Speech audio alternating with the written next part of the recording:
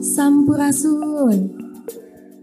Pada hari ini bersama saya Fitri Rasdayanti akan menemani dalam podcast edisi spesial membahas program kerja Dinas Pariwisata dan Kebudayaan Kabupaten Karawang tahun anggaran 2023. Dan hadir bersama saya narasumber yang luar biasa, yaitu ada Bapak Kepala Dinas Pariwisata dan Kebudayaan Kabupaten Karawang, Bapak Haji Yudi Yudiawan SEMM, lalu Sekretaris Dinas Pariwisata Kebudayaan Kabupaten Karawang, Pak Haji Jaini SPD MPD, Bapak Kepala Bidang Pemasaran Pak Dadan Hendrayana SEMM, Subkoordinator Pengembangan Kebudayaan Bu Neni Martin SS, Bapak Kepala Bidang Ekraf Pak Faskia Wargini Aditya STMSE, dan Subkoordinator Pengembangan Destinasi Wisata dan Ekonomi Kreatif Pak Kustia Wildan Priyana SSTPA.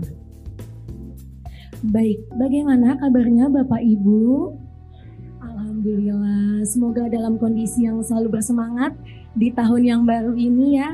Dan saya ingin menyapa kepada Kepala Dinas kami ini ya, Kepala Dinas Pariwisata dan Kebudayaan Kabupaten Karawang, Pak Haji Yudi Yudiawan SEMM.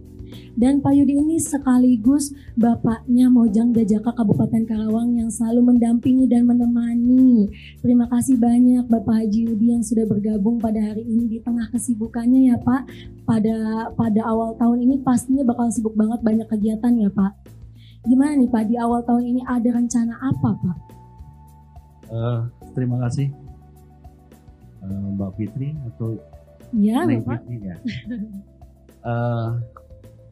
Selamat siang juga rekan-rekan. Ini yang mendampingi saya Pak Sefrin, Pak Wildan, Pak Dadan, Pak Adit. Pak Adit ini merangkap kiai juga. Bu Neni,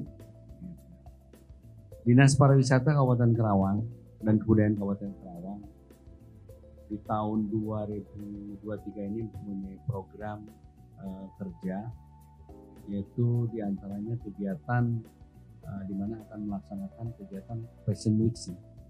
Fashion Week tingkat Fashion Week internasional. Itu wah, luar biasa ya Pak. Iya, itu rencana akan dilaksanakan pada bulan Mei. Rencananya ada negara apa aja nih Pak? Kalau negara mungkin nanti yang tahu Pak Dadan. Nanti dibahas bersama Pak Dadan. Senang yang negaranya tantan gitu. Ubes kita, apalah gitu. Iya. Saya juga terang. Tadi juga kami sudah ngobrol dengan Akaila ya, sebentar, dengan bahwa nanti akan ada alternatif dari Malaysia dan Brunei kalau tidak salah. Tapi ada 3 negara lagi, Uzbekistan, Kazakhstan, Jiks. Nah, jadi tantan. Tantan ya Pak ya. Tapi jadi ada 5 negara ya Pak. Ya, saya bersyukur Ukraina nggak masuk. Kalau Ukraina masuk repot juga ya. Ukraina. Nggak mungkin lah. Kita juga punya program kerja. Memang rencana ini baru rencana bahwa nanti ada kegiatan hari ulang tahun Purbakala tingkat Jawa Barat yang akan dilaksanakan rencana bulan Juni dan bertempat itu di Komplek Candi Jiwa. Nanti kita juga akan hari ini bulan Februari ada pelaksanaan kegiatan pemilihan Mojang Jajaka Batik ya. Oh, putra-putri batik Putra-putri ya. batik ya hari ini. Akan seleksi sebentar lagi ya Pak ya. Sebentar lagi. Didampingi langsung oleh Bapak tentunya. Oh iya, saya meminta pribadi saya menyeleksi pesertanya, terutama putrinya ya. Kalau putranya bagian Pak Dadan. Kalau yang putranya siapa Pak ya saja? Pak Dadan. Pak Dadan. Ya. Jadi kalau putrinya sama Bapak gitu ya Pak. Gitu. Jadi jangan lupa ya Pak dilibatkan Mojang Jajaka juga dalam segala pasti. kegiatan. Nanti kita kolaborasi dengan Mojang Jajaka, dan kebetulan hari ini juga sebenarnya kami mempunyai banyak program, tapi karena keterbatasan, ada satu keterbatasan yang dimana pelaksanaan kegiatan ini belum bisa dilaksanakan. Tapi yang lebih pentingnya itu nanti program kita ini pemilihan putra putri batik, terus nanti Fashion Week, terus nanti HUT Purbakala tingkat Jabar. Itu yang program yang unggulan kami di tahun 2023. Mungkin nanti secara spesifiknya teknisnya nanti mungkin bisa ditanya para kepala bidang ini apa sih programnya. Mungkin itu dari saya. Terima kasih. Assalamualaikum warahmatullahi wabarakatuh. Waalaikumsalam warahmatullahi wabarakatuh. Wah, Masya Allah, makasih banyak Pak Haji Yudi Udawan atas paparannya mengenai program kerja unggulan nih di tahun 2023. Nampaknya bakal jadi tahun yang seru banget nih Pak, dari mulai Fashion Week di berbagai negara ya Pak, dari berbagai negara, ada 5 negara. Terus juga yang paling dekat ini ada pemilihan putra putri batik ya Pak, Kabupaten Karawang. Nah, beralih kepada Bapak Sekretaris Dinas Pariwisata dan Kebudayaan Kabupaten Karawang kita ini yang tercinta, yang bergabung sebagai keluarga baru dari Disparbud Karawang, Bapak Haji Jaini SPD MPD.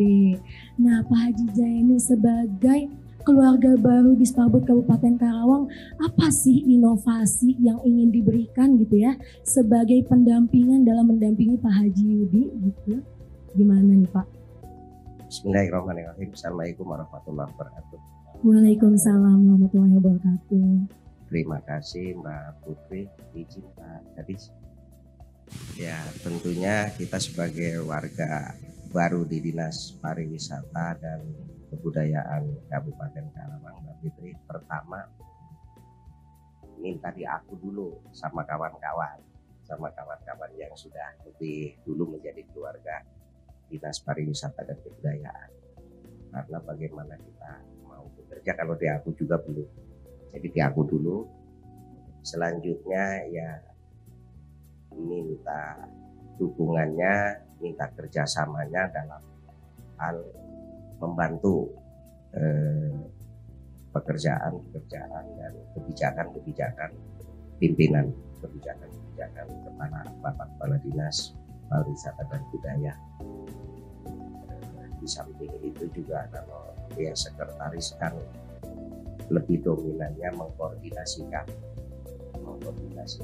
baik mengkoordinasikan pekerjaan maupun mengkoordinasikan administrasi dari masing-masing bidang yang ada, karena terus cara teknisnya tentunya ada di bidangnya masing-masing.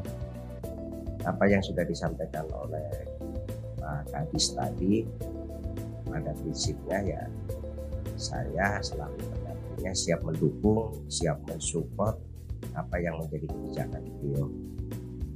Cuma tadi ada yang ini Pak, ada yang mungkin agak sedikit komplain gitu. Jadi Bapak tadi ngajak mau kolaborasi sama Moka. Kalau Bapak baiknya kolaborasinya sama Mojang aja gitu Pak. Jangan dengan jejakannya. Bersama saya berarti Pak, kalau gitu. Apalagi Mbak Putri juga kan Moka 2022. Iya. Kayaknya lebih asik kalau Bapak itu kerjasamanya kolaborasinya dengan Mojang aja gitu Pak. Jajakannya enggak berarti Pak? Jajakannya nanti bagian Bu Neni jajakannya. Jajakannya gitu. Nanti bersama Bu Neni berarti. Kalau Mojangnya sama ya. Bapak. Yang jelas Mbak Putri alhamdulillah 2 bulan kurang lebih 3 bulan berjalan gabung di Parbud. Sangat asik, enjoy dan alhamdulillah kekeluargaannya sangat kuat. Bahkan kemarin diawali juga di akhir tahun kita ada family gathering juga, dan itu lebih merekatkan kekeluargaan dan persaudaraan kita.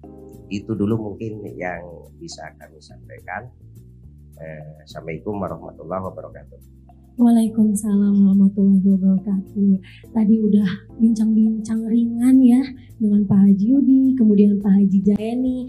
Nah, sejujurnya saya ini agak tertarik nih Pak, ada ketertarikan terhadap 17 subsektor ekonomi kreatif nih Pak yang ada di Kabupaten Karawang. Kayaknya saya pengen nih ngobrol-ngobrol lebih dalam bersama Bapak Adit ya. Pak Adit selaku Kepala Bidang Ekraf nih terkait 17 subsektor ekonomi kreatif ini. Kira-kira subsektor mana sih Pak yang paling banyak di Kabupaten Karawang? Ya, baik. Assalamualaikum warahmatullahi wabarakatuh.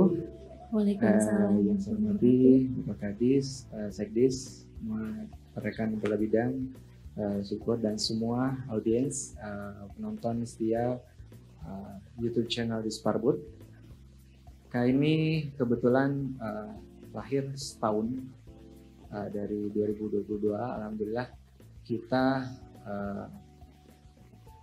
berupaya terus mengkolaborasi dengan seluruh para pelaku aircraft 17 subsektor. Memang Karawang ini sangat dikenal dengan semua subsektor jenis pertunjukan, subsektor seni pertunjukan dan subsektor seni musik. Nah, ada juga unggulan selain subsektor 2 sektor itu ada subsektor kriya. Nah, yang menarik adalah alhamdulillah nanti tanggal 27 Januari itu Disparbud memfasilitasi kerjasama dengan Uniqlo. Artinya para pelaku aircraft ini ada terkurasi oleh kita, ada 6 produsen yang insya Allah akan dipajang, dipromosikan di Uniqlo, di mall satu-satunya di Karawang. Ya, mudah-mudahan dengan adanya penempatan promosi produk di tempat tersebut akan meningkatkan omset para pelaku aircraft tersebut, khususnya kerajinan kriya.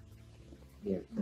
Kalau selain dari program tersebut, ada program unggulan lain nggak sih Pak? Misalnya dekat-dekat ini mau ada apa nih Pak? Banyak sekali. Alhamdulillah tadi dengan Pak Kadis bilang bahwa anggaran kita sangat-sangat terbatas.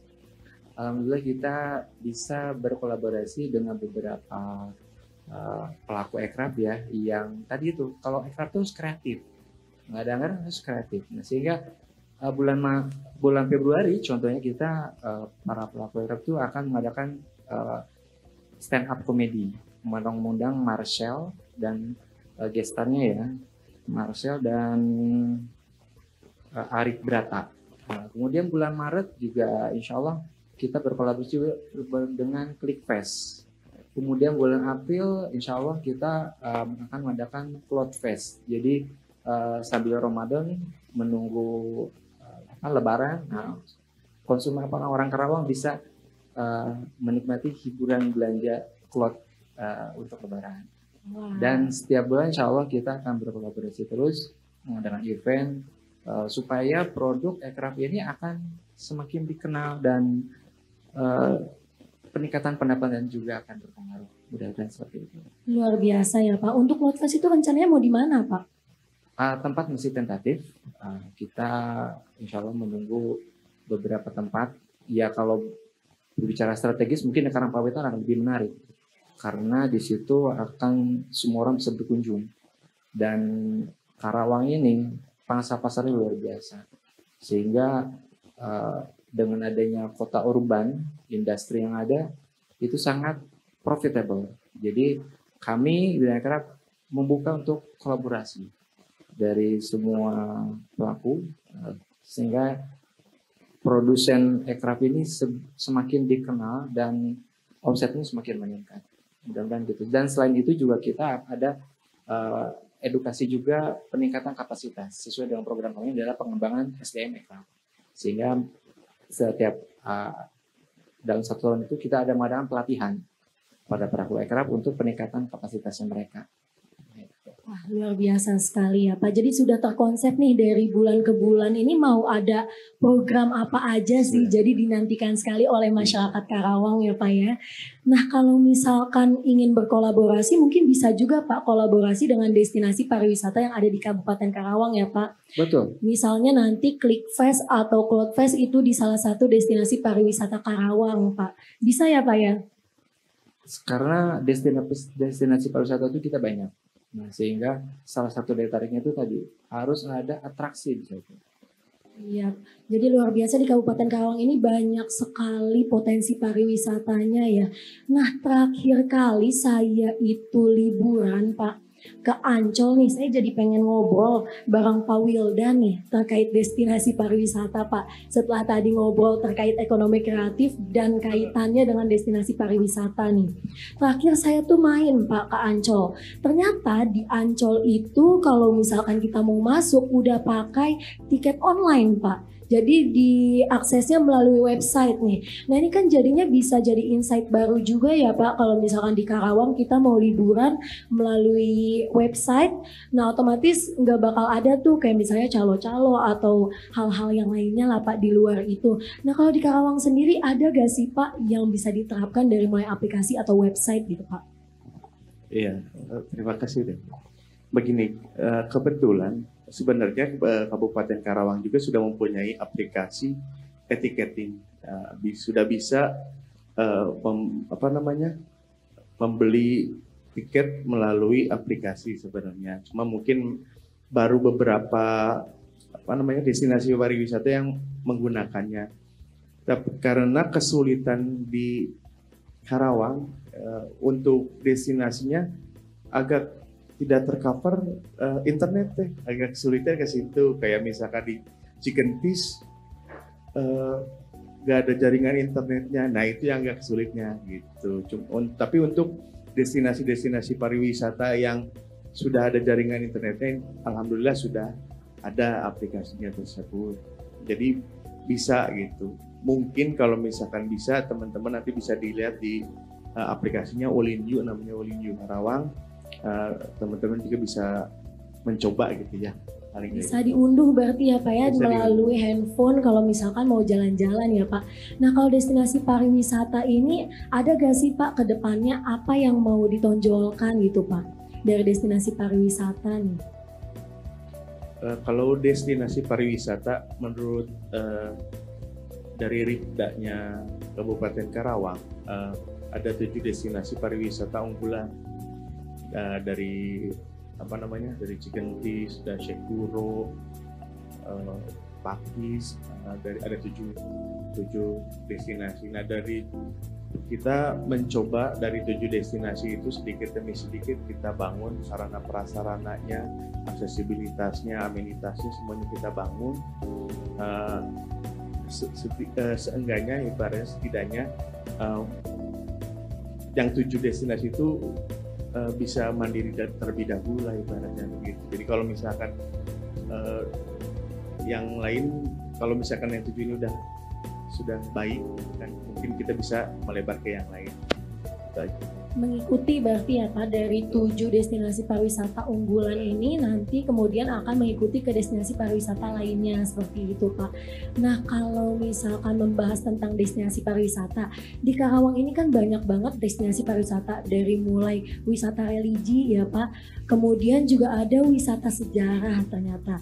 Nah sekarang saya pengen ngobrol-ngobrol nih Bu bersama Bu Neni Martini selaku Subkoordinasi Pengembangan Kebudayaan.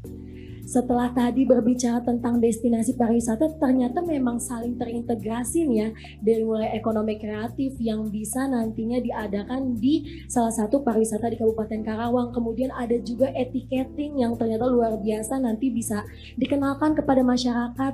Nah dari sisi kebudayaan sendiri nih Bu, ternyata kan di Karawang ini salah satu destinasi pariwisatanya itu ada wisata sejarah ya Bu ya. Dari sisi kebudayaan itu bagaimana sih Bu cara mengangkatnya atau programnya nih dalam tahun 2023 Bu? Baik, terima kasih ya Neng Fitri.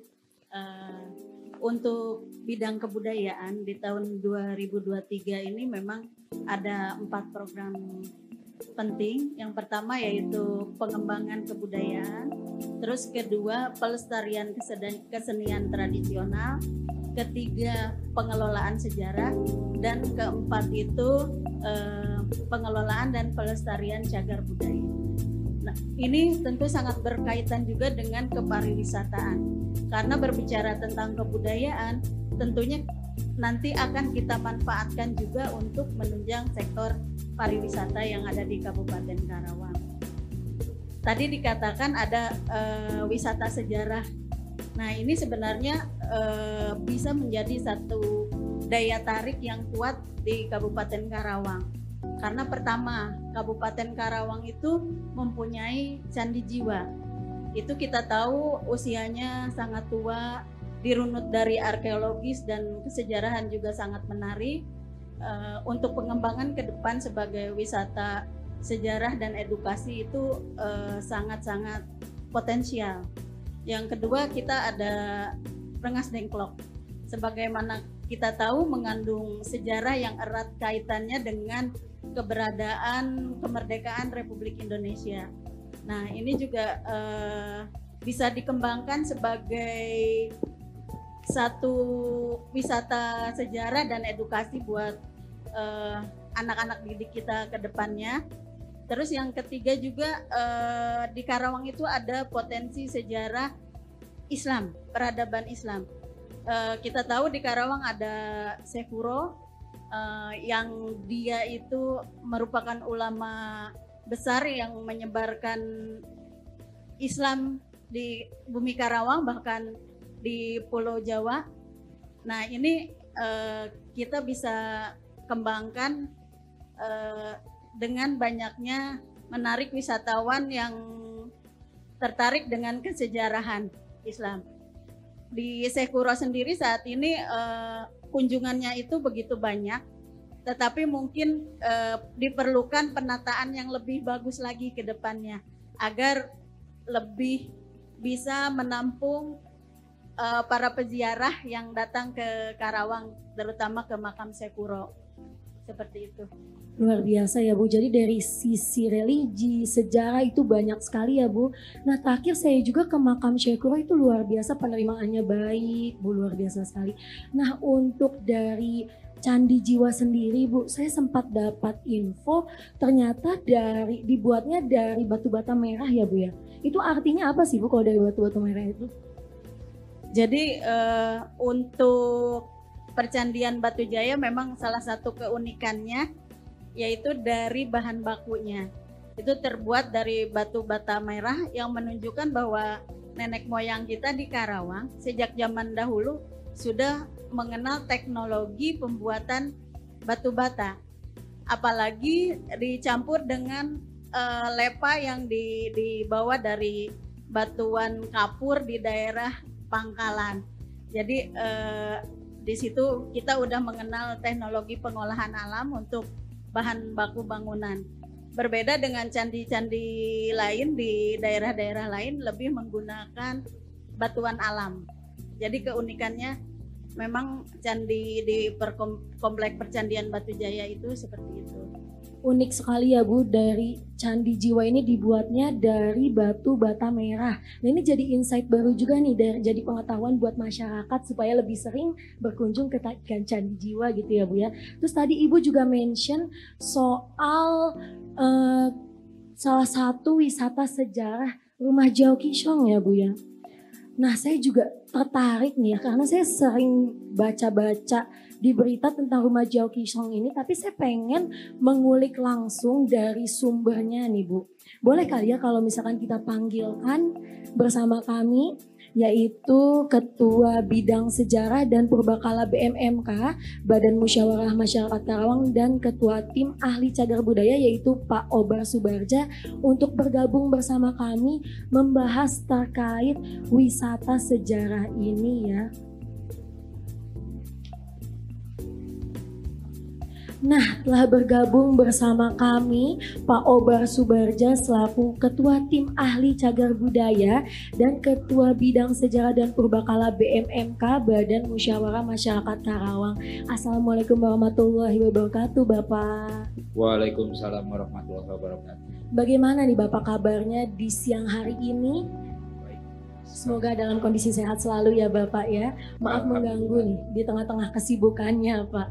Nah tadi saya sempat ngobrol Pak dengan Bu Neni nih terkait salah satu wisata sejarah yaitu Rumah Sejarah Soekarno ya Pak, Rumah Jiao Qishong yang ada di Rengas Dengklok. Saya sering baca nih Pak di berita-berita di internet terkait rumah sejarah ini nih. Tapi ternyata ada simpang siur Pak tentang cerita ini. Kalau dari sisi Pak Obar sendiri, ada nggak sih Pak kacamata tersendirinya terkait sejarah ini Pak? Ya, untuk mengenai masalah Rengas Dengklok, mungkin kalau diceritakan itu waktunya sangat panjang ya, karena banyak versi. Tapi ringkasnya beginilah. Sejak saya menelusuri sejarah Rengas Dengklok, dihitung itu dari tahun 86, berarti para saksi hidup itu masih banyak. Kemudian literasi yang menyinggung peristiwa Rengas Dengklok yang bisa disebut sumber primer itu ada sekitar 42 buku itu yang saya punya. Nah, jadi yang beredar sekarang ini seperti yang di internet gitu ya, baik itu YouTube maupun tulisan atau artikel ilmiah, itu kadang-kadang ada yang melenceng jauh. Salah satunya ada artikel yang bahwa Bung Karno tanggal 14 Agustus sudah ada di Rengas Dengklok. Itu ada ya. Kemudian ada sebuah YouTube tentang penculikan atau pengamanan Bung Karno. Ya, Bung Karno itu di kurungan pakai itu sarung gitu. Jadi kayak nyulik anak kecil gitu. Dan itu memang tayang di YouTube. Nah, yang jelas begini ya. Saya menyebutnya bahwa peristiwa Rengas Dengklok itu kejadiannya itu bukan kejadian yang kebenaran gitu ya. Kan ada pertanyaan juga kenapa Bung Karno diculiknya atau diamankannya ke Rengas Dengklok, kenapa tidak ke Bogor atau ke Tangerang atau ke Bandung gitu. Nah, pertama bahwa peristiwa itu memang itu sudah direncanakan. Jadi sudah direncanakan sejak Januari bila mana A, bila mana B, bila mana C gitu. Yang paling tepat itu ya Rengas Dengklok karena nilai strategis. Nah, saya menyebutnya itu peristiwa itu adalah operasi militer atau mungkin operasi intelijen ya, zaman peta dulu gitu ya. Karena yang paling banyak selain orang-orang politik juga ini melibatkan tentara ya. Jadi di Rengas Dengklok itu ada markas tentara, itu Cudan, ya, setingkat Cudan atau Kompi ya. Nah ini di bawah naungan Daidan Purwakarta. Jadi satu keresidenan Jakarta atau residenan Batavia itu ada 2 Daidan. Daidan pertama yaitu Daidan Jakarta yang dijaga monyet itu. Kemudian kedua di Purwakarta. Nah, di Purwakarta ini berdiri pada bulan Desember tahun 44. Nah, dari Daidan Purwakarta terpecah lagi 4 Cudan. Terpecah 4 Kompi. Kompi 1 Cilamaya. Kompi 2 Dengklok, Kompi 3, 4 itu ada di Purwakarta. Nah, yang di Rengas Dengklok ini yang dianggap paling aktif gitu ya. Jadi intinya begini ya.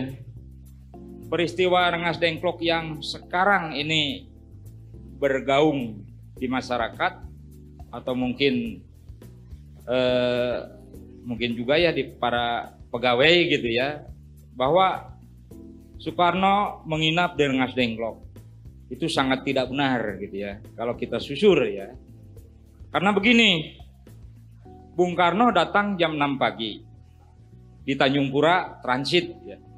Datang ke Rengas Dengklok sekitar jam 7. Mampir dulu di rumah Pak Hadi Pranoto ya, di rumah Pak Camat. Kemudian dilarikan dulu ke sawah ya, ada pondok di tengah sawah. Nah, di situ ada pondok itu dia dapat sarapan, itu tercatat itu ya dalam catatan militer, mendapat makan pisang rebus. Kemudian dari situ diseberangkan ke Teluk Haur. Karena di Rengas Dengklok itu sedang terjadi pengamanan tentara-tentara Jepang oleh tentara peta, gitu ya. Nah, setelah aman dari Teluk Haur itu nyebrang Citarum lagi. Nah, baru disimpan atau diistirahatkan di markas peta, di markas utama ya, yang sekarang jadi monumen kebulatan tekad itu. Nah, di situ ada diskusi mengenai masalah kemerdekaan dan itu tercatat di beberapa pelaku ya, seperti para saksi yaitu Subeno ya, kemudian Afwan, itu kan ada catatannya bahwa di situ terjadi penyusunan bahkan naskah proklamasi, bahkan itu diabadikan dalam sebuah lukisan ya. Karena pada saat peristiwa Rengas Dengklok itu tidak ada satu jepretan pun kamera. Ya tidak ada. Ya, jadi pernah kami menyusur, ada isu katanya ada yang moto. Setelah itu ya ternyata emang zaman Jepang itu sangat dilarang kamera itu. Yang ada itu ada kejadian yang dilihat orang, kemudian Pak Dudun yang namanya tukang lukis itu, jadi dia melukis. Nah itu arsip gambar gitu ya. Nah setelah siang hari terjadi diskusi, terjadi kesepakatan, kemudian diistirahatkan di rumah singgah, diamankan di rumah singgah, yaitu di salah satu rumah yang terdekat dengan asrama peta dan layak huni, yaitu rumah Jiao Kisong. Ya, Jiao Kisongnya itu mengungsi dulu katakanlah, nah baru bisa masuk dan istirahat di situ. Nah kemudian sore hari ya sekitar pada lohor kan pada asar datang Pak Ahmad Subarjo dari Jakarta. Ya beliau mau menjemput gitu, dari golongan tua beliau itu mau menjemput. Tapi sebelumnya di situ juga terjadi perdebatan hebat di antara Ahmad Subarjo dan Pak Subeno selaku komandan Kompi di situ di kantor kewedanaan gitu. Nah baru setelah sore bisa dipertemukan dengan Pak Karno yang ada di rumah Jiao Kisong. Nah kemudian pada maghribnya ya pulang ke Jakarta. Ya sekitar jam 10 malam ya di rumah Laksamana Meda itu kan harus menyusun naskah teks proklamasi. Jadi identiknya itu kalau menginap itu tidur semalam ya. Jadi kalau beberapa jam identiknya dengan apa ya? Singgah. Singgah gitu ya. Ya singgah beristirahat gitu. Nah adapun yang menginap misalnya ada tetap berpendapat bahwa ada yang menginap di Rengas Dengklok. Betul memang waktu itu karena di Rengas Dengklok pada saat kejadian itu ada 2 Soekarno. Ya ada Soekarno sebagai tentara peta dengan pangkat sersan. Dia danrunya dari bagian Yuki ya masih di bawah komandannya itu Letnan Suharyana ya. Jadi ada Soekarno yang berpakaian peta yaitu yang jadi presiden RI pertama gitu. Nah jadi 2 Soekarno yang berpakaian peta. Nah kalau Soekarno yang tentara peta itu dia sudah bertugas sejak Januari di Rengas Dengklok dan suka silaturahmi ke tokoh-tokoh masyarakat. Ya sok nganjang malah cenah aya bejana gitu. Ya karena dulu kan Soekarno yang sekarang kan banyak foto ya gitu ya. Kalau dulu mah kan namanya aja gitu kan. Jadi wajar juga kalau model orang Medang Asem gitu ya kan, ini ada juga kan saya di sana lama itu ya, bisa pelan apa. Soekarno dulu kan suka sering silaturahmi ke sini. Betul gitu. Itu adalah Soekarno yang tentara peta. Nah, termasuk yang menginap di rumah Jiao Kisong itu adalah Soekarno yang tentara itu.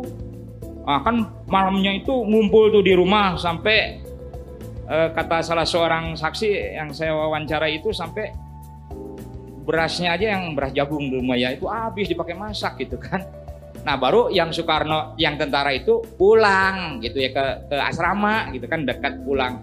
Maka muncullah di situ semacam Soekarno menginap di ya betul tapi yang Soekarno yang itu. Gitu. Beda Soekarno ya Pak ya? Ya. Jadi kesalahpahaman ini. Ya, tapi alhamdulillah sudah diluruskan nih terkait cerita sesungguhnya ternyata Soekarno itu singgah ya Pak ya? Singgah. Bukan menginap seperti itu. Kalau yang menginap itu Soekarno yang tentara peta seperti itu. Iya, iya. Nah saya juga sempat beberapa kali nih Pak kunjungan ke rumah Jiao Kisong Pak. Betul. Nah yang pertama itu saya kunjungan karena memang main aja sih ya Pak, main aja. Nah kalau yang kedua kali saya bersama kan Mojang Jajakan Pak. Yeah. Saya sempat dengar cerita kalau ternyata rumah Jiao Kisong ini dipindahkan Pak. Itu betul apa enggak ya Pak? Ya betul, karena gini ya, kalau kita lihat peta topografi tahun 45 pada saat kejadian, itu kita lihat petanya itu memang Sungai Citarum itu lurus.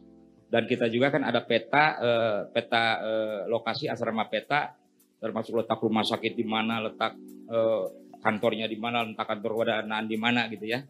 Itu sudah jauh berbeda dengan sekarang. Jadi memang namanya Sungai Citarum itu kan sungai alam ya, itu ada meandering ya, jadi proses pengkelokan sungai. Nah yang lamanya itu yang sekarang sudah jadi darat lagi gitu ya. Jadi yang sekarang itu yang hasil yang biluk itu ya, yang mengkelok ke arah Tugu, malah saya tahun 90-an itu di belakang monumen ini ya, itu masih jauh, itu masih ada kebun singkong itu. Tapi kalau kemarin saya lihat lagi dekat banget ke Tugu itu, dekat. Jadi apa meanderingnya itu penggerusan sungai ya. Jadi udah ke arah sini, untung ada pancang-pancang gitu. Jadi agak terhalang juga mungkin. Ya kalau tidak diluruskan ya bisa lama-lama monumen yang itu juga kena lagi gitu. Tahun 60-an kalau tidak salah itu ya. Jadi sempat dipindahkan. Jadi bukan situs in situ ya, jadi sudah berpindah lah. Bentuk mungkin masih ya sebagian besar asli gitu kalau dilihat. Jadi memang benar dipindahkan ya Pak ya seperti itu, dan sudah diluruskan juga nih. Tadi bersama Bu Neni sudah bercerita tentang di Karawang ini ada wisata apa aja, terus terkait dengan wisata sejarah. Balik lagi ke Bu Neni nih ya Bu. Nah kalau Ibu sendiri terakhir ke wisata sejarah Jauh Kisong kapan nih Bu?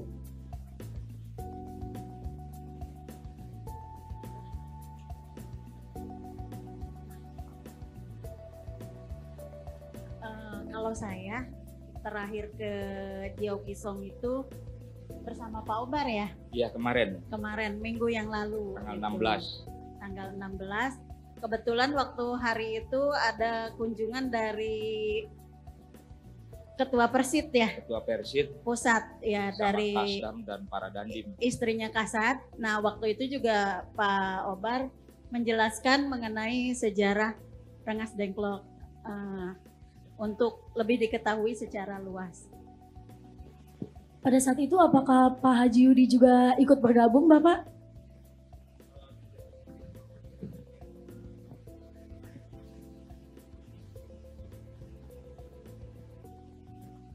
Waktu itu ternyata Pak Haji Yudi lagi ada kegiatan lain ya Pak ya? Jadi nggak bisa ikut hadir. Iya, nggak bisa ikut hadir. Nah kalau dari sisi Pak Haji Yudi sendiri memandang terkait sejarah yang tadi disampaikan oleh Pak Obar seperti apa Pak?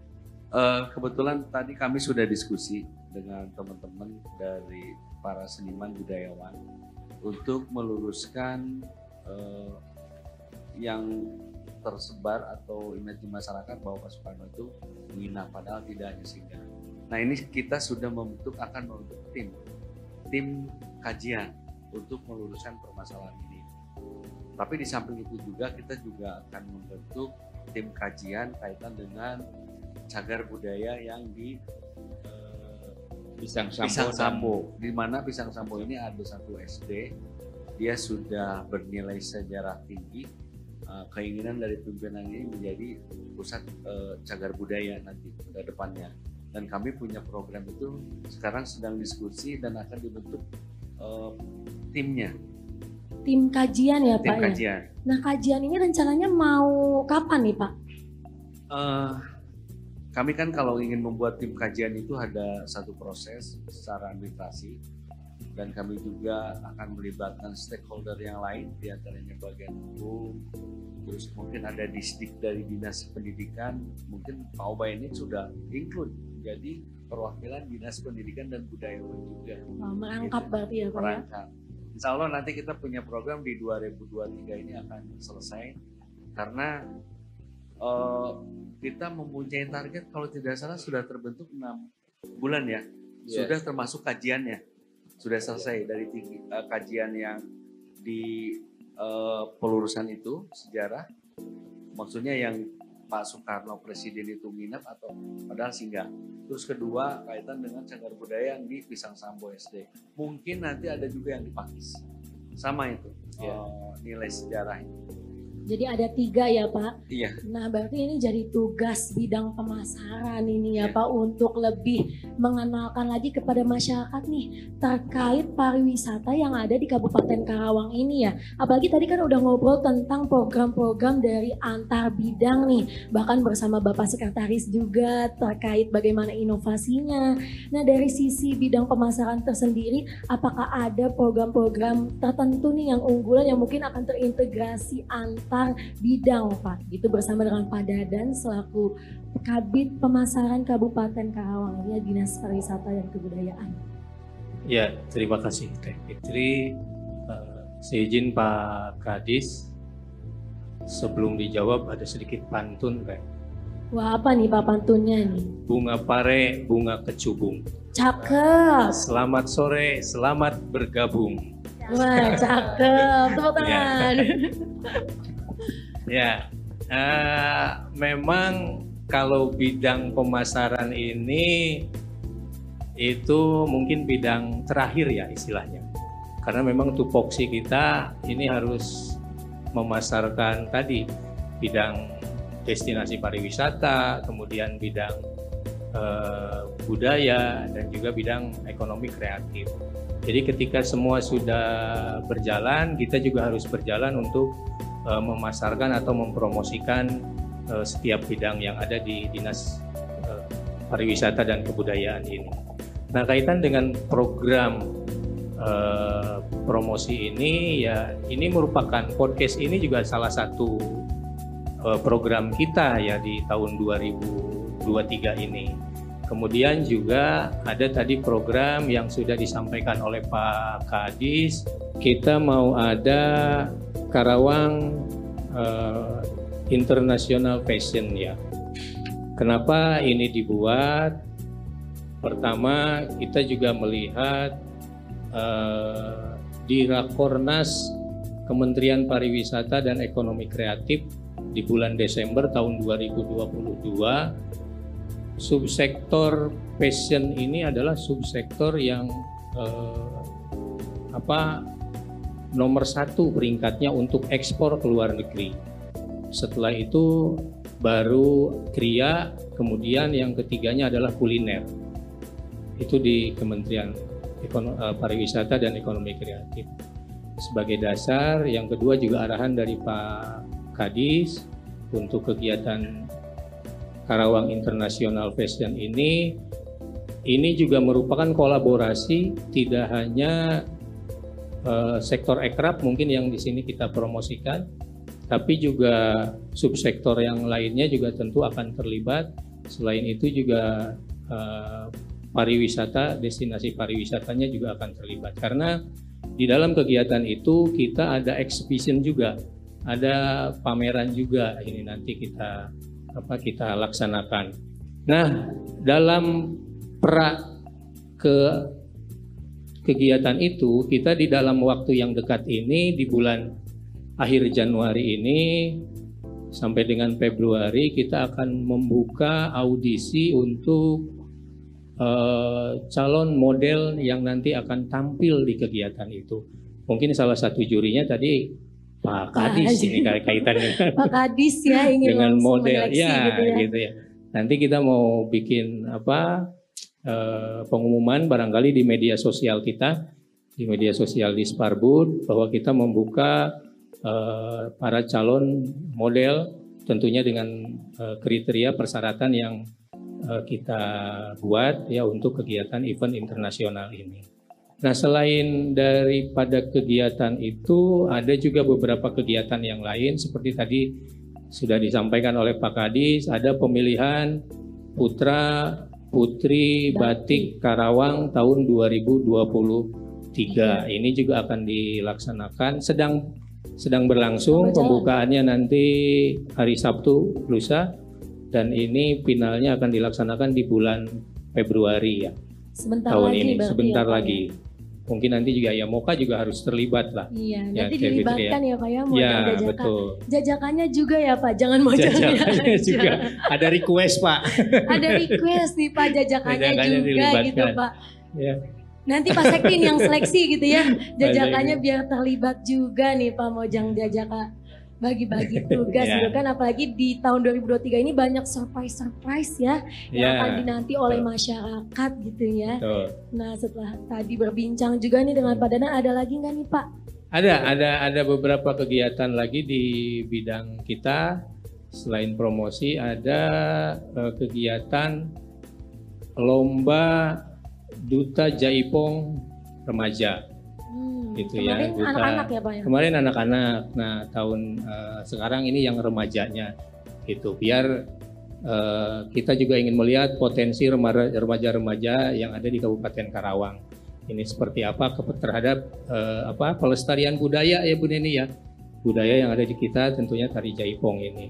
Selain itu, kita juga ada nanti festival film indie ya. Festival film indie ini untuk teman-teman komunitas di Karawang,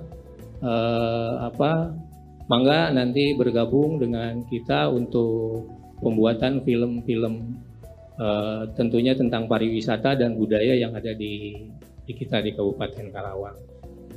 Sementara itu Teh Fitri yang bisa kita sampaikan, selain tadi kegiatan-kegiatan rutin tentunya mempromosikan, Dan ini juga podcast juga akan terus berjalan sampai akhir tahun. Ya, itu. Baik. Siap. Terima kasih banyak Pak Sama-sama. Dadan untuk paparannya terkait program apa aja sih nih ke depannya di tahun 2023. Ternyata banyak banget surprise-surprise yang pastinya bakal dinanti oleh masyarakat Kabupaten Karawang, karena ternyata program ini akan melibatkan masyarakat Kabupaten Karawang juga.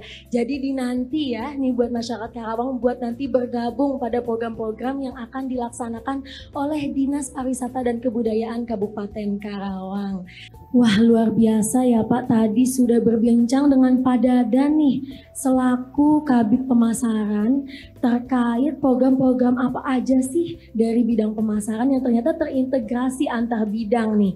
Sering juga disinggung terkait ekraf, ekonomi kreatif nih. Dari sisi Pak Adit sendiri ada nggak sih Pak surprise atau hal-hal tertentu nih program-program yang belum disampaikan kepada masyarakat Pak? Baik, terima kasih. 2023 ini adalah tahun yang cerah. Artinya Disparbud ini memiliki sebuah ruangan khusus di sebelah aula itu ada ruang pusat kreatif.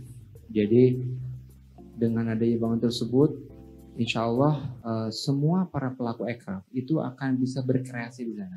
Jadi menjadi pusat kreasi 17 subsektor. Dari mulai ini pertunjukan, ada di situ ada golden memoriesnya, kemudian pangkal tawanya, kemudian seni tradisionalnya juga, kemudian di situ juga bisa para pelukis mengeksplor dan mengisi event-event yang ada di tempat tersebut. Dan kami juga terbuka bagi semua masyarakat Karawang yang ingin belajar mengetahui mungkin lebih memperdalami masalah untuk kerajinan tangannya, misalnya belajar menganyam bambu gitu kan, itu kita sangat terbuka sekali, sehingga diharapkan pusat kreasi yang ada di Kabupaten Karawang, karena Karawang ini belum memiliki pusat kreasi, gedung pusat kreasi ya, dan mudah-mudahan dengan adanya di kantor Disparbud ini akan memberikan inspirasi kepada semua kecamatan yang ada di Kabupaten Karawang. Jadi seperti yang sudah terbentuk di Walahar misalnya, itu sudah ada terbentuk Walahar kreatif gitu ya. Dan itu bisa menjadi sumber inspirasi. Danau yang dulunya dikenal Danau Kalimati, komunitas di sana merubah menjadi Danau Cinta. Karena kalau dari atas Google Maps itu terlihat berbentuk seperti love. Iya. Sehingga itulah perlunya orang kreatif di Kabupaten Karawang. Mudah-mudahan dengan adanya pusat kreasi tercipta di masing-masing wilayah kecamatan di Kabupaten Karawang akan membentuk ekosistem klaster-klaster kreatif sehingga Kabupaten Karawang menjadi kabupaten kreatif di tahun 2023 dan 2004 selanjutnya. Dan secara tahun kemarin kita naik peringkat menjadi 13. Mudah-mudahan di 2023 menjadi 3 besar. Sehingga kami sangat terbuka kepada semua dunia usaha ya untuk berkolaborasi. Misalnya kemarin dari hotel memerlukan untuk acara event organizer untuk momen celebration-nya. Nah itu para pelaku ekraf ada semua binaan Disparbud, sehingga mudah-mudahan yang kami lakukan dari pemerintah dengan adanya fasilitasi selama tahun 2023 bisa membangkitkan perekonomian masyarakat. Mudah-mudahan program kita terus berjalan dan kami menerima kolaborasi dari pusat, provinsi, gitu. Wah, amin Allahumma amin. Semoga terlaksana ya Pak ya. Dan luar biasa sekali tadi menyinggung tentang Karawang menjadi kota kreatif dan juga bersejarah ya Pak ya. Dan juga ada tentang lukisan nih. Saya jadi teringat tentang apa yang dipaparkan oleh Pak Obar terkait lukisan tadi Pak, yang katanya dilukis ya bukan difoto Pak. Nah ada nggak sih Pak sejarah lain lagi yang ingin Bapak sampaikan nih Pak? Ya,